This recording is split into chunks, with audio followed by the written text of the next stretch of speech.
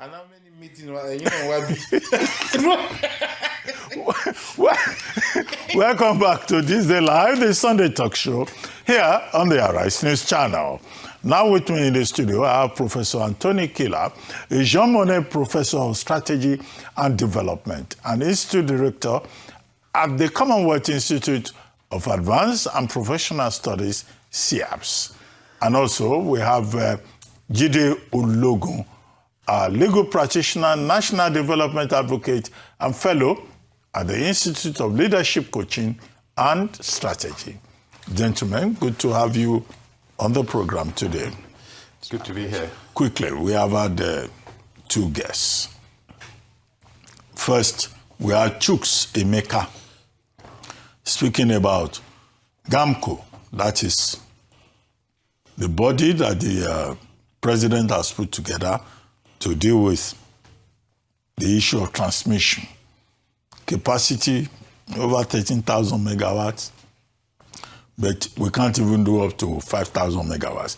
With grid collapsing all the time. On one occasion this year, we just had about 37 megawatts being transmitted for a country of over 200 million people. He also talked about inflation on a weekly basis, rising, food inflation, fuel prices rising.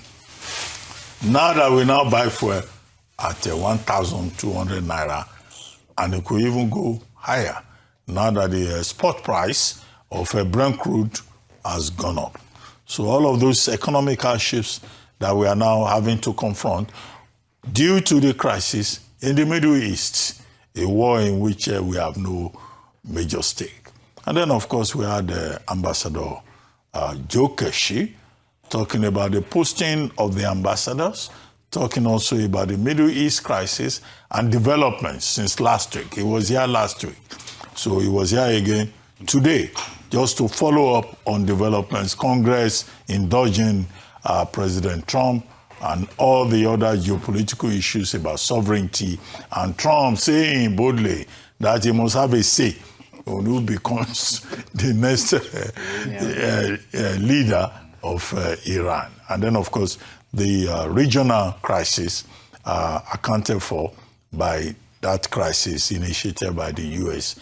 and Israel. I'll start with you, Professor Kila. Well, thank you very much. You start with me. Where do I start from? Let me start from, just as you went along with it, the issue of energy and the cost of petroleum. Your guest, Chukwuemeka, spent a lot of time linking everything to leadership, and I think it's right. But allow me to say we also have a system and a policy problem here beyond leadership, which is a very crucial thing. So we have the structural problem, as it were. The structural problem goes this way. Number one is this. When we say we remove subsidy, we tend to limit the translation of that into reduction of price of petrol or the increase of the price of petrol.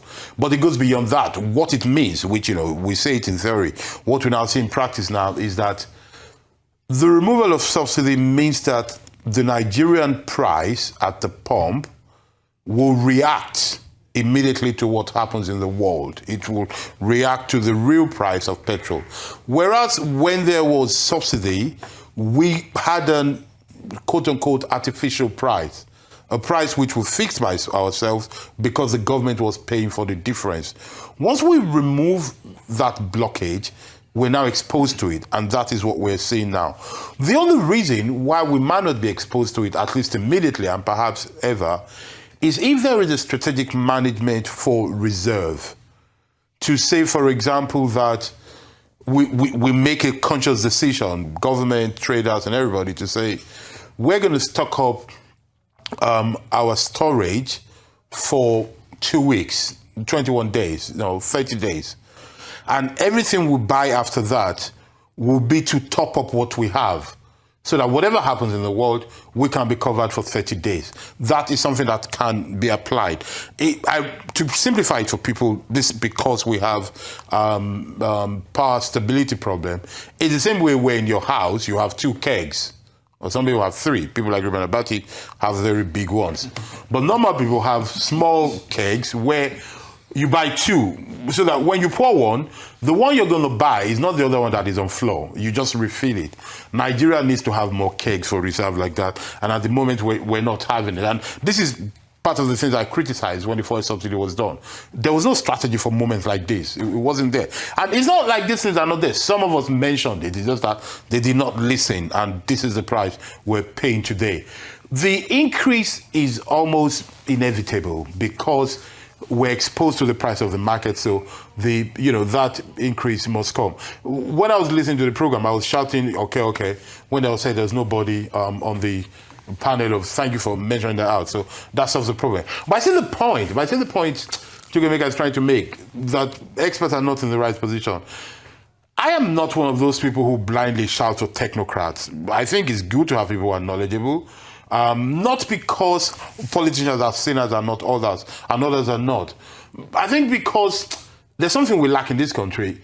When we put people to positions, whether it's CBN governor, minister for petrol, minister for agri, health, or anything indeed, we do not seem to put people who have a track record or at least some clear opinion about where they're going to. You should have an idea of what somebody thinks. So, for example, we should know that if you put Yemi Kodoso as CBN governor, is likely to close that window. We should have an idea of the policy. That is what I think is really missing here. And then that takes me to the issue of light, because the other thing he was talking about is the electricity thing for the board.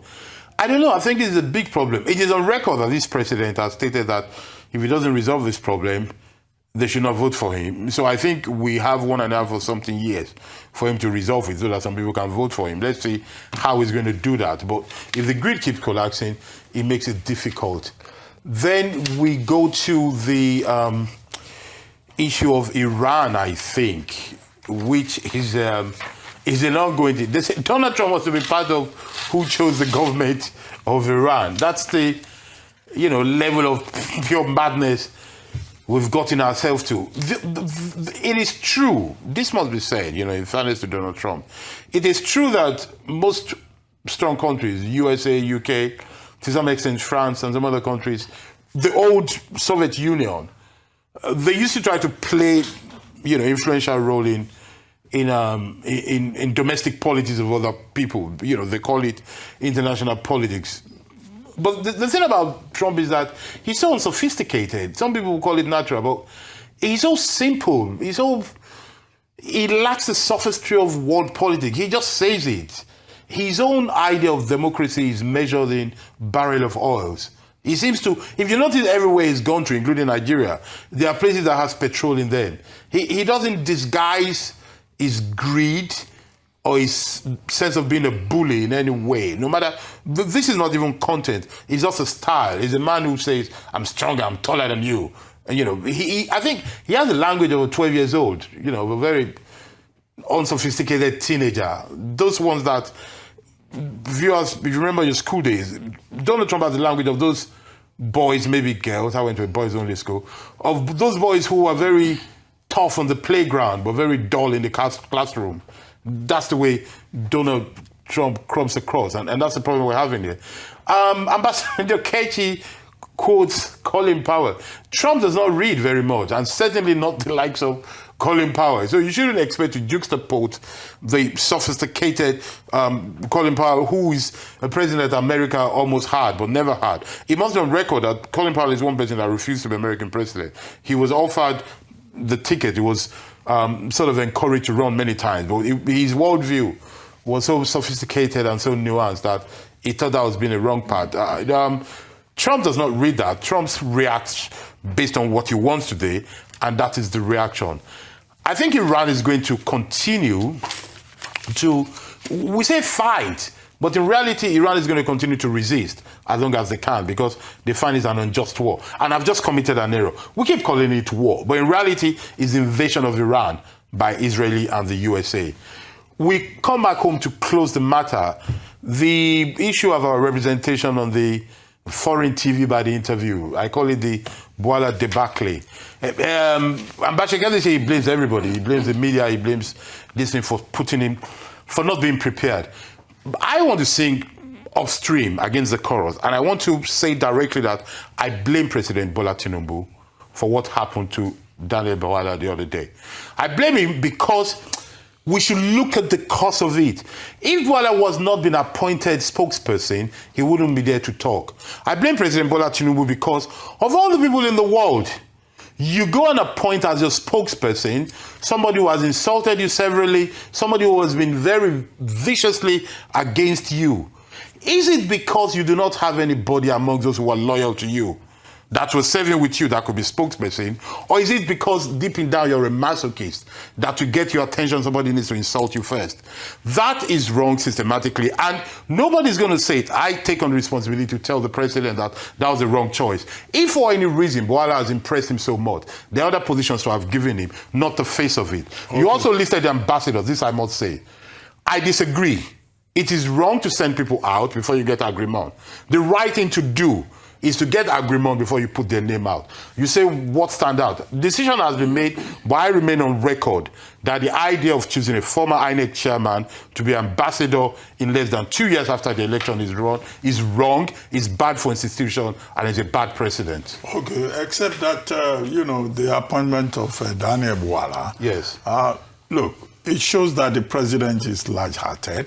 It shows that he's running an inclusive government. Yes. And Bwala is not the only one. There are so many people there I disagree. In that team. Let him have dinner with them. No. Can you listen? I will try there to. are many other people in that team who use television and radio to project themselves to get appointments by becoming visible. They were great unknowns before they started talking on television. Most Nigerian politicians. Yeah, but once President Tinubu got there, he just looked around and said, okay, if these people are so contrarian, why don't you bring them closer?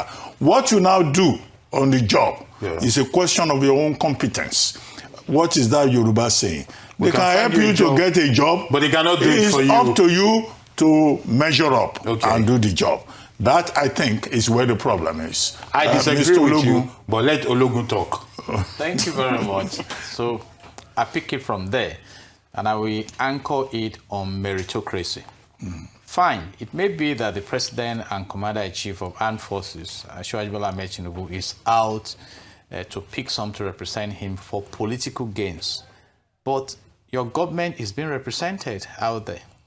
But it's not the president that sent Daniel Bwala to Al Jazeera. Is Al Jazeera that So when you give a man a job, yes, he's expected to measure up. That is the point. So it's a question of individual ability. A wise man also said it never hurts to be prepared.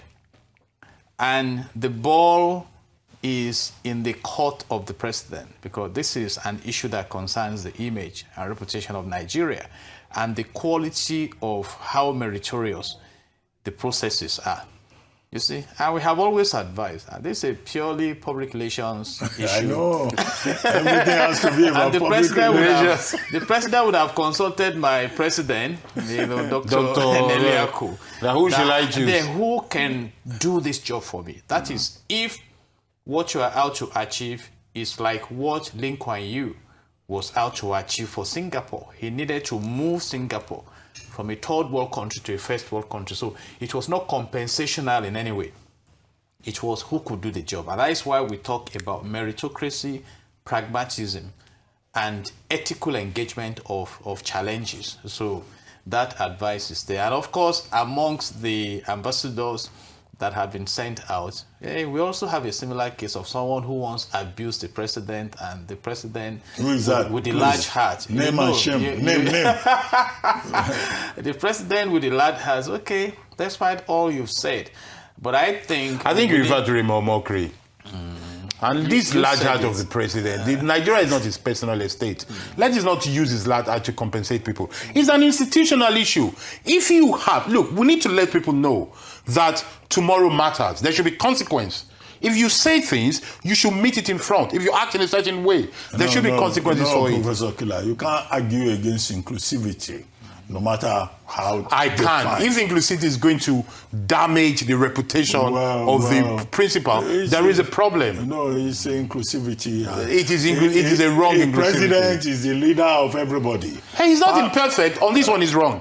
Part of his On this one, the obligation president is wrong. Is also to reform people and give them opportunities. I don't argue against inclusiveness or inclusivity or however I want to describe it, or diversity, whatever. Yeah. But you also need to look at the deliverables. He did that in the case of giving Wike the Federal Capital Territory to manage.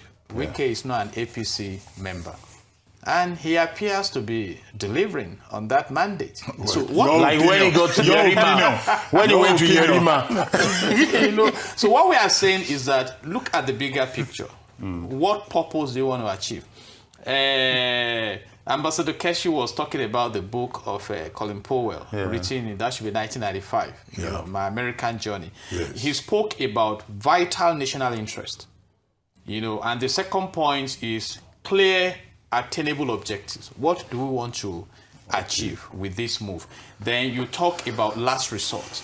You know, before we take this action, let's exhaust diplomatic and things like that. Then you talk about overwhelming force, you know, and you talk about your exit strategy also. So when you look at all this, it should go into who you appoint. And that is why I moved this conversation to the case of Jamco. Sincerely speaking, my mentor in public relations, YBO, came up in a meeting one day that, yes, now you can put a round peg in square hole as long as that hole is reshaped to give effectiveness. And it now becomes a round hole. You see, Aesop said, after much is said and done. Aesop's fables? Yes, more is said than done. And I think that's the case of Nigeria. We have set up several committees. At the time, I was wondering, Doctor, that if we keep on setting committees, what are the ministry really doing in delivering on the mandate, or are there no terms of reference, what they are supposed to do in office?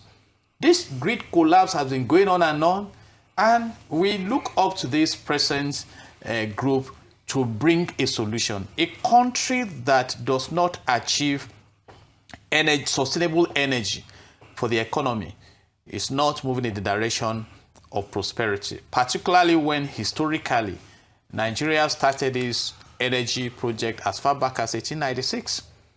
You know, in the colony of Lagos in 1898 that the Europeans installed the power plants. Then in 1950, it was, you know, really given a bigger structure. In 1970, we had the 72, the NEPA.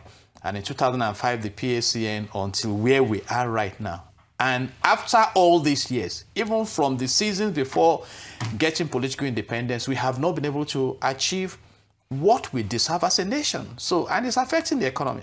And that's why we link it up with what is going on between Iran, Israel, and America. We have a highly vulnerable economy that is easily impacted by things happening across the globe. And that is where we are right now. You see, we still import this fuel.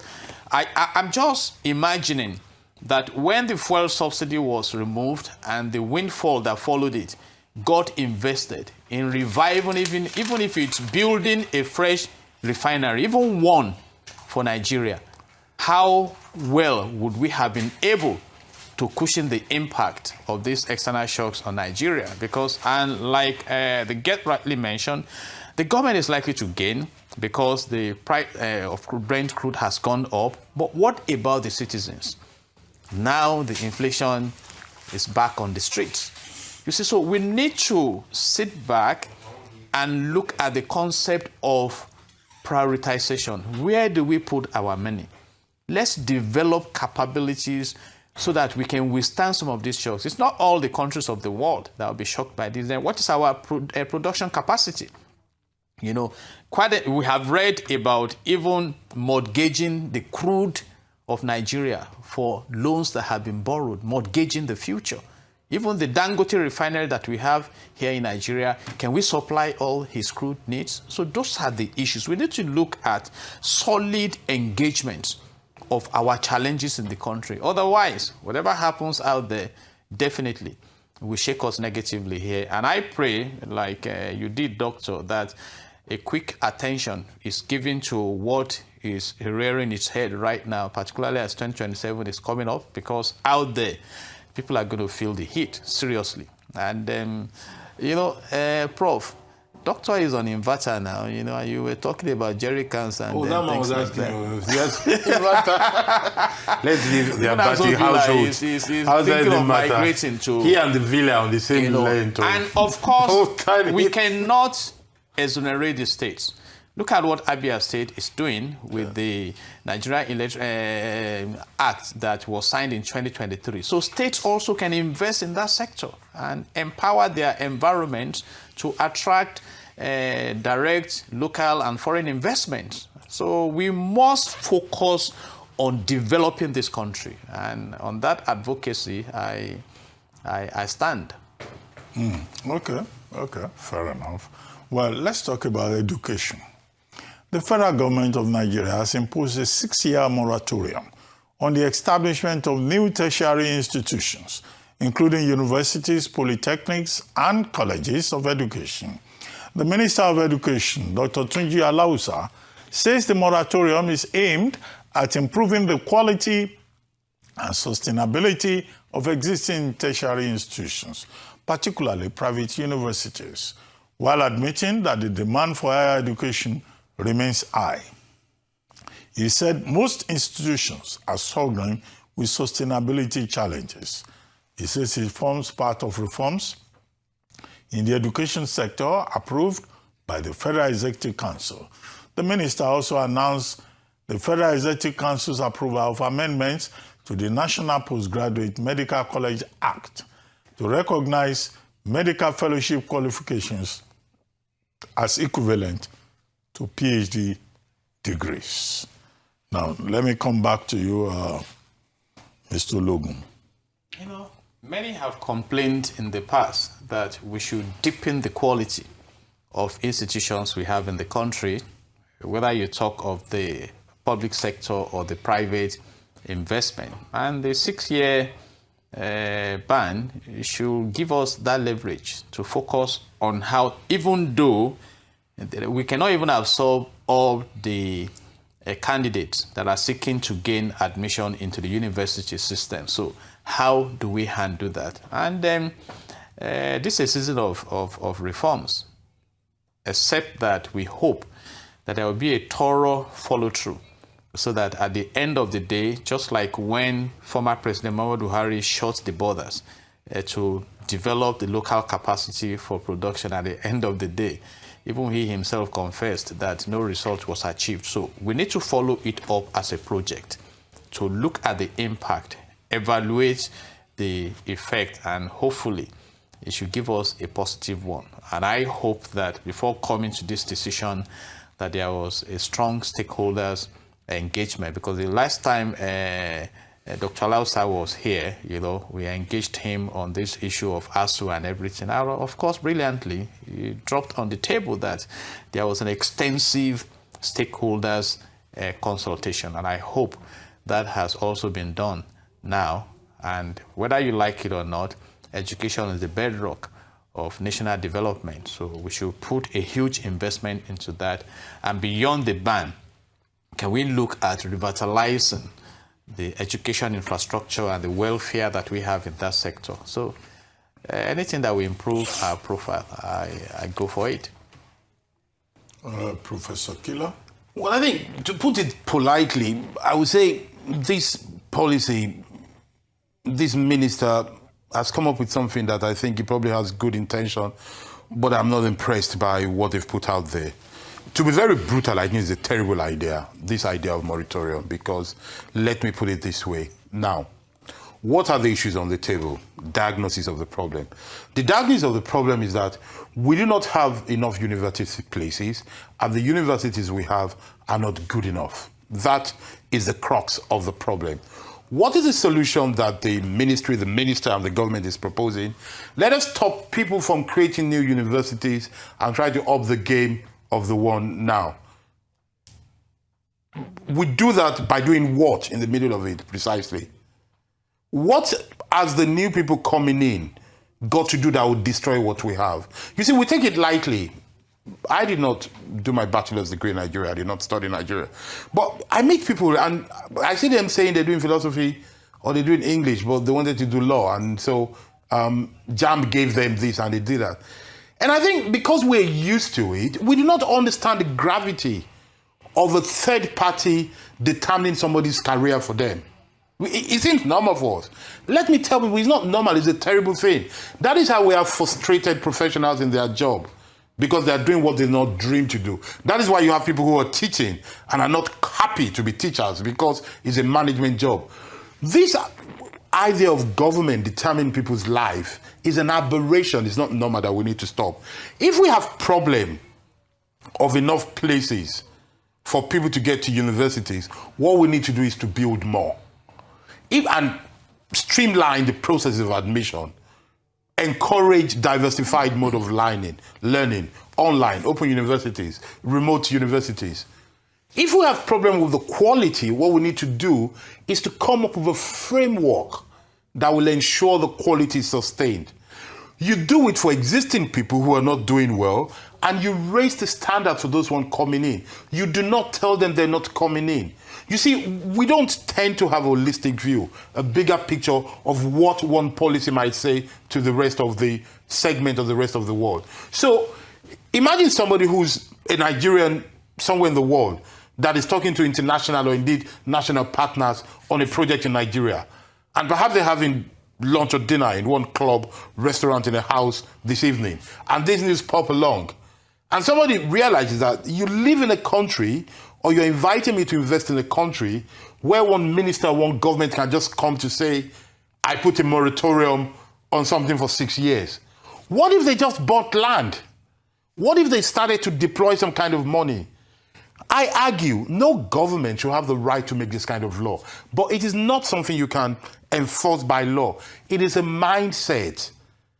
It is a strategic way of thinking that should make you realize that the job of government is not to curtail people, is to encourage, is to foster development, innovation, entrepreneurship. You say they might have stakeholders meeting. If they have stakeholders meeting with people already inside, those ones will not open the door for people outside. People do it every time. Every time they're inside somewhere, they make life difficult for the ones coming behind them. So that kind of stakeholders meeting they cannot hold. He does not hold his head. Okay, can we problematize this? Let's try. We have over 300 universities in Nigeria. Yes. Now, 74 of them are federal universities. Yes. 168 are private universities. Yes. 74, right? Yeah, about that. About that. State universities. Yes. Now, that's quite a number. Of the 168, about 135 actually operative, but... Anyway, you know, I'm just giving you...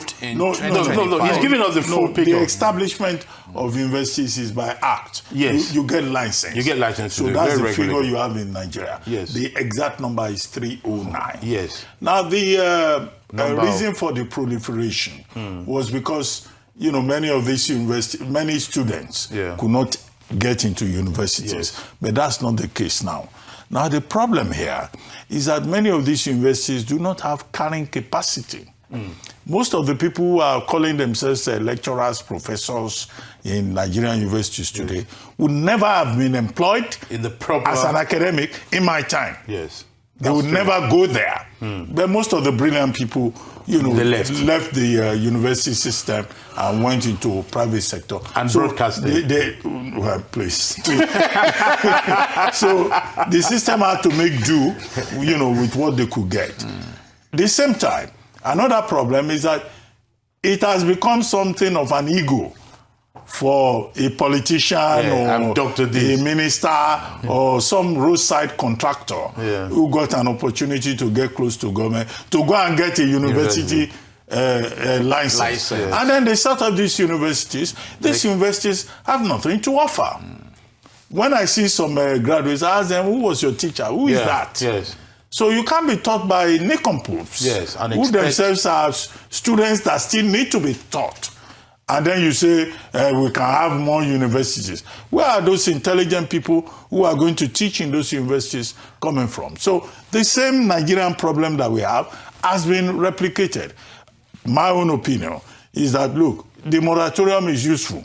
Let us deepen the quality of graduates. Have you not seen university graduates who cannot even write a letter? They cannot. There are many of them. Who cannot write a simple paragraph? But you see, for the sake of young people... How do we continue with that kind of system? Well, you see, for the sake of young people watching this show, I want to bring out two things here. Please learn from what Dr. Ruben Abati has done now. You see, this is a lesson in logic and rhetoric.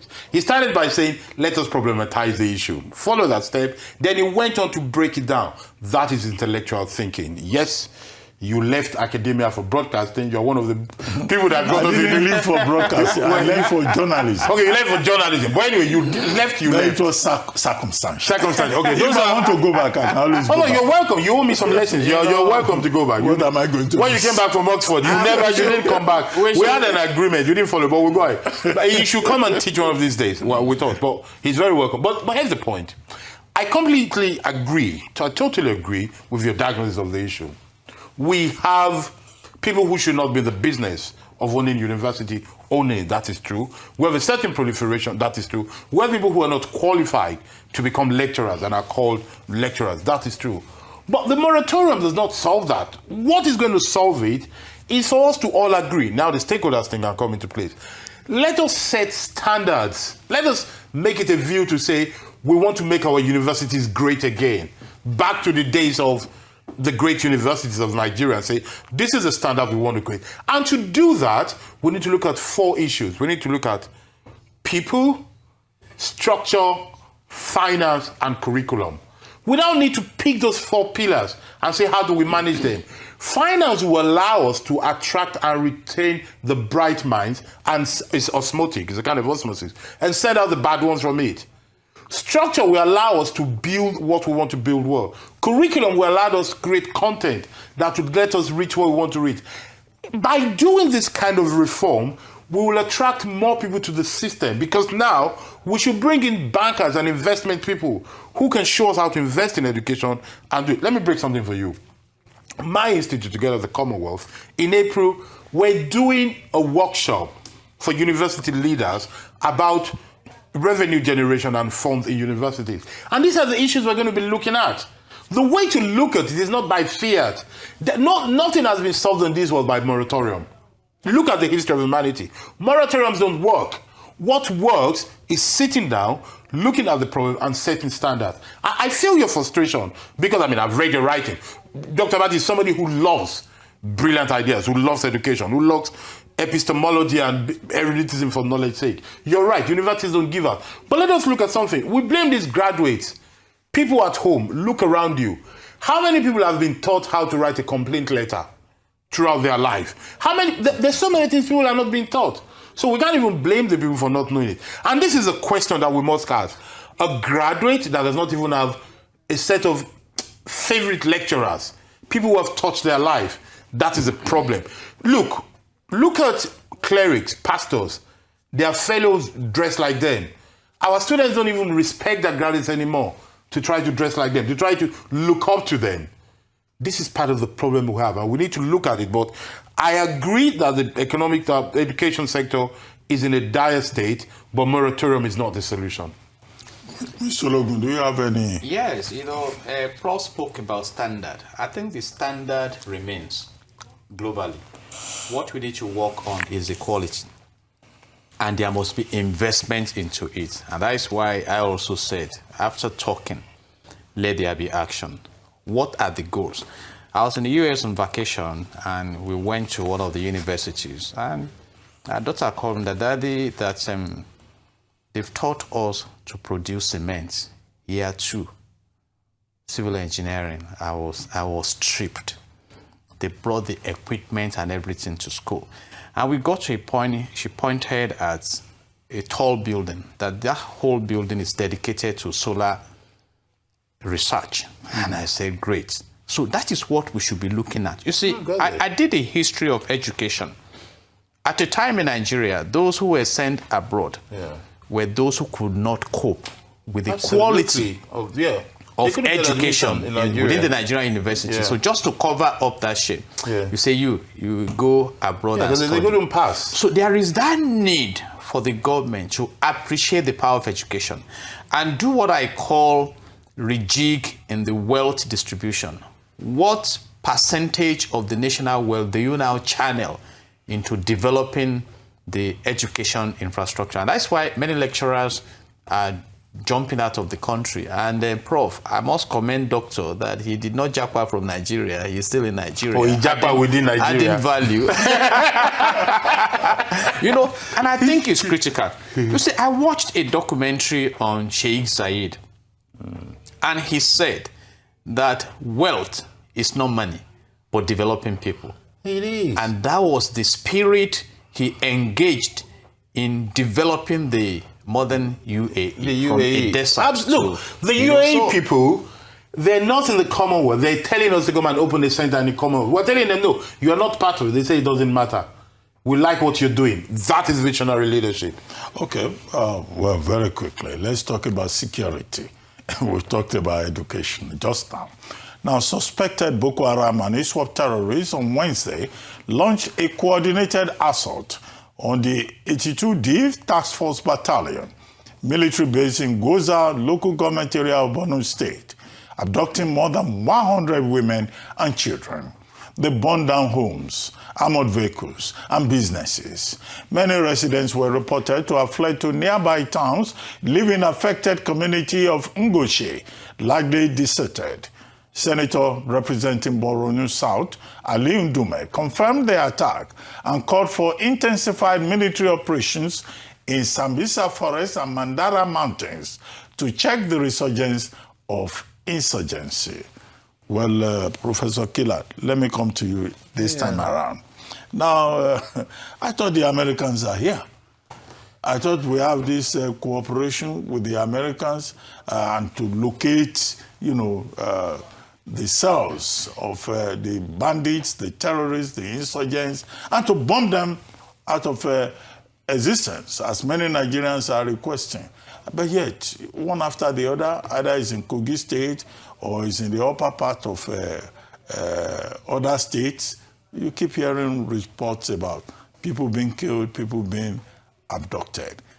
We know it's an asymmetrical, situation. Yeah. But when are we going to be hearing better stories about our own safety as Nigerians? Well, let me be very Nigerian and say I pray soon. But, logically speaking, I do not see what is going to make that happen soon. And it's a big shame.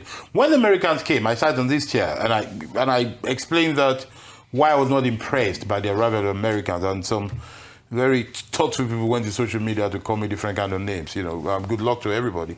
Here we are today now. Because then what I was saying is that if you understand the American system, especially this Trump administration, you realize that Trump is not the man that solves your problems for you. He does his own thing for some reasons that rarely aligns with yours.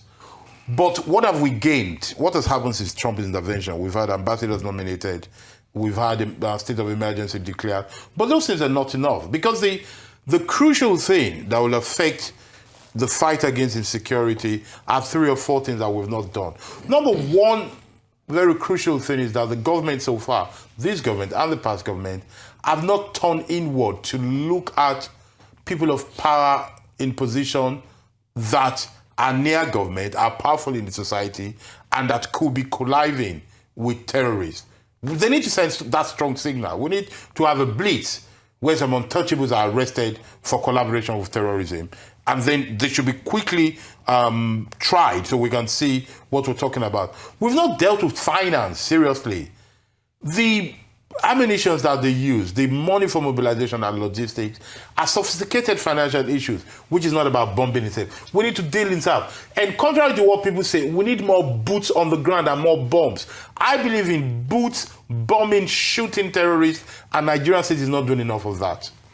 Mr. Logan. Thank you very much. I adopt that submission. I just want to add, when former President Buhari came to office, his first statement about insecurity was, Boko Haram had been technically defeated. And sincerely speaking, I still listen to some frontline Nigerians who have bias and sentiments for what is going on in the country. And except they are dealt with, it should be a difficult work. I read Senator Ndume complaining that perhaps if they had stationed fighter helicopter and jets in Borno or in the northeast, they should have been able to deal with them. So what happened to the Tucano jet that we spent millions of dollars to buy? And that is the differentiation between the hard drive and the software of these battles that we have in the country. The software is a human element. I understand in this case, some people sold out information and things like that. It's embarrassing to have soldiers killed. You see, so how are we going to win? And like Prof said, America has come to shake the table and they've gone. They have other issues that are engaging them. Now it's Iran. At a time, it's Venezuela. So what are we as a nation doing to ensure security? I'm glad right now that the president is pushing ahead on this concept of state policing, and I hope that will fly. What Section 14, subsection 2 of the Nigerian Constitution 1999 as amended says is that the security and the welfare of the citizens shall be the primary purpose of government. And I want all arms of government to focus on this. And can we win these terrorism battles? Why not? We can. But is the will there? That's a different question. And there is a danger. I read about how the Taliban were able to overrun Afghanistan. At a time, the soldiers started getting demoralized. And when they are killed like this, imagine at a time in Nigeria, many of them left service. You see, so what happens? So I wish the country the best as we refocus on the primary purpose of having a government. Okay, let's take one more topic before we call it a day. President Bwala Ahmed Tinubu earlier this week suspended the policy on cashless payments at airports in Nigeria after reports of gridlocks and chaos at Nigeria's two major airports in Lagos and Abuja. Many travelers from Lagos Airport reportedly missed their flights on Monday as traffic gridlock overwhelmed the toll gate linking the international and domestic wings. The cashless payment system took effect, with officials rejecting cash, forcing motorists to pay via point of sales or register on the spot for the new access card. Commuters spent more than an hour on queue. An official of the Federal Airports Authority of Nigeria, FAN, said the gridlock was worsened by motorists waiting until the last minute to register. Similar chaos was reported at the Abuja airport, where many drivers were turned away for not having the card. Mr. Logun, let me come to you.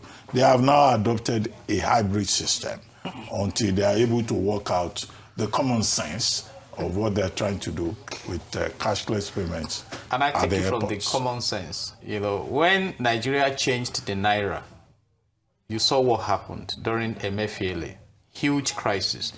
At that point in time, Britain also changed the currency, and it was well managed. Australia changed currency, and it was well managed. And so the big question now is, who advises this, our leaders? They just wake up one morning and implement a policy that had been tested somewhere, driven through mute trials, and worked out effectively, you know. And thank God that the president is responsive to say, no, reverse it. And I hope that if they want to proceed with this policy, why don't you, process it adequately so that we have the ease of doing business and you don't make life difficult for Nigerians? Prof? Well, I think on this one, well done to President Bola Tinubu. I criticize him vehemently when need be, but when we do something right, he should be praised. This is a commonsensical thing. You see, the problem, okay, what went wrong is that they forgot a basic rule. You don't turn off the tap on anything that more than 10,000 people do it anytime. It's always gradual. They needed to have done it hybrid. To compound it, they did not monitor it. Because if you monitor, you will have the same number of people who have registered. And once those number of people were not there, you will see that problem was coming. But I think the underlying issue with this thing is the problem we have in the Nigerian government and leadership. They're not people-centric. They're not customer-centric. The people who rule us do not include in their thinking how will the users feel. They do not walk around on eggshells to create disturbance for people. They think because they're in government, they can just say or do things. And that is the underlying problem that we have. Until we have a leadership that understands that to lead is to serve, and that whatever I do, I must make sure that I do not inconvenience other people's life, we're always going to be in trouble. That, for me, is a real missing link. Okay. On that note, I would like to thank you very much, Professor Anthony Kila, Mr. Jide Ologun, for showing up, for keeping faith, for being very regular. You're welcome. You've been watching This Day Live, the Sunday talk show, here on Arise News. I'm Ruben Abati. From my entire team here in Lagos, it's bye for now, and thank you very much for watching.